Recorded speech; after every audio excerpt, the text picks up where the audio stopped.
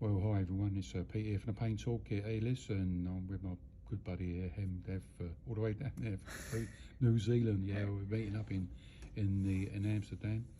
So we thought it'd be really cool to do an interview. So, hey Hem, so I know you did a presentation here the early part of the week of the conference. What was it about and how did it go? Kia ora everyone, nice to see you, Pete. It's the first time I'm seeing you in 3D. We've all been in Zoom mates, so it's good to see you in person and touch you and just feel you a little touch bit. you, baby, no touch. So yeah, I think I spoke about the community engagement work that I do with the indigenous population Maori in Aotearoa, New Zealand. So yeah, I spoke about how I developed the relationship with the community and how very kindly they have accepted me as part of their community, and I learned a lot in terms of how they view health and how they view pain and how holistic their views are.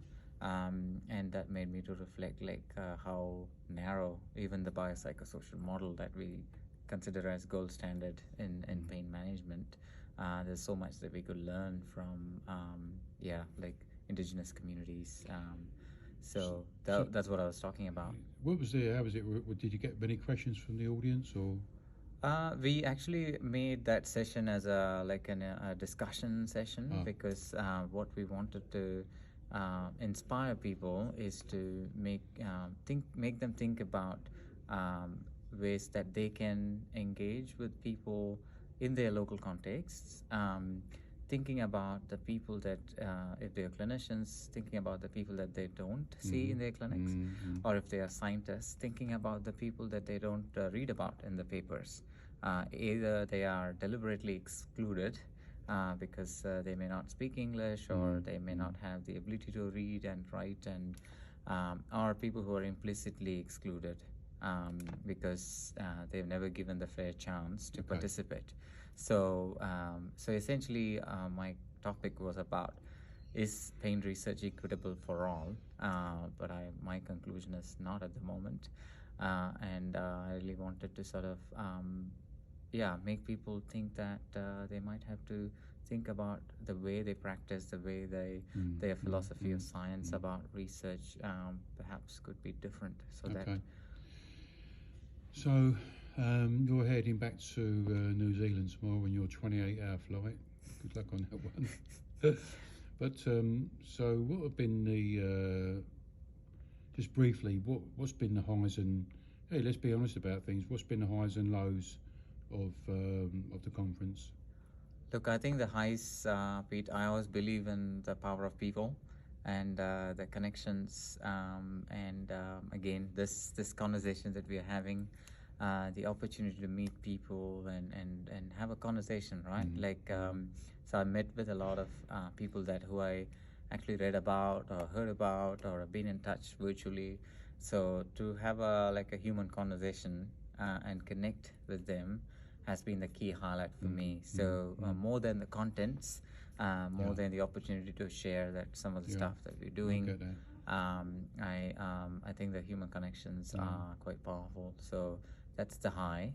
And the lows, I would say, I had wished a lot more person-centered or people with lived experience involvement in the sort of the scientific program, which was very far and few or sometimes zero.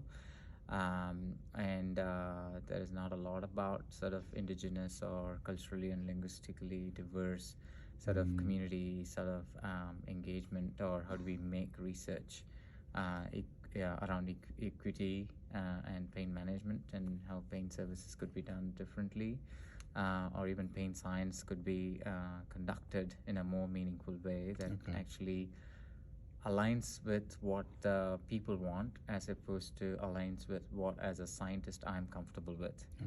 So at the moment, I'm getting a sense that there is a lot of focus towards what the scientists are interested in measuring or researching on the things that they want to research about, as opposed to the real priorities of people and communities with the most needs.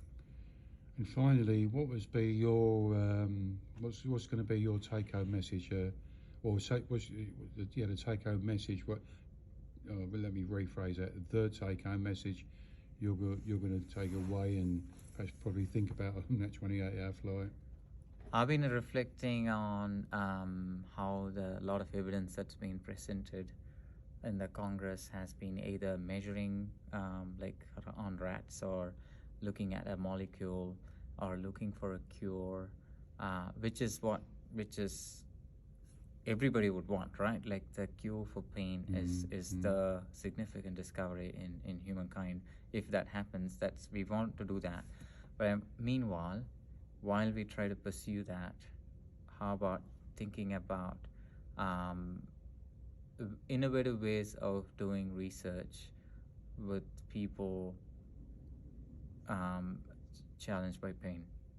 Okay. And again, truly sort of going with an open agenda, and pretty much I would like to see how, if a community-led or a patient-led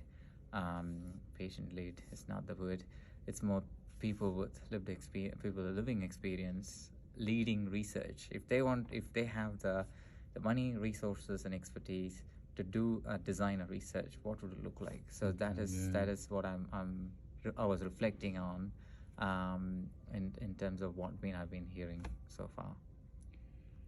Well, Hem, thanks very much for doing the interviews. For me, it's great to see you. Normally we see each other on Zoom. It's nice to see someone in person. And I want to say, wish you a very safe and speedy flight back to your fantastic New Zealand. Hey, Pete, I'm a big fan of you, and I always said that you're a champion. So I just wish more energy in your battery to keep you going and inspire us to do the work that we do, because sometimes the space we are in is not a rewarding space, so we don't get these sort of the aha moments all the time. So I think it's good to sort of recharge and connect and power up each other in this journey, mate. Thanks, Dad. Cheers, man. Kia ora. Take care, everyone. See you again on another video. Ciao.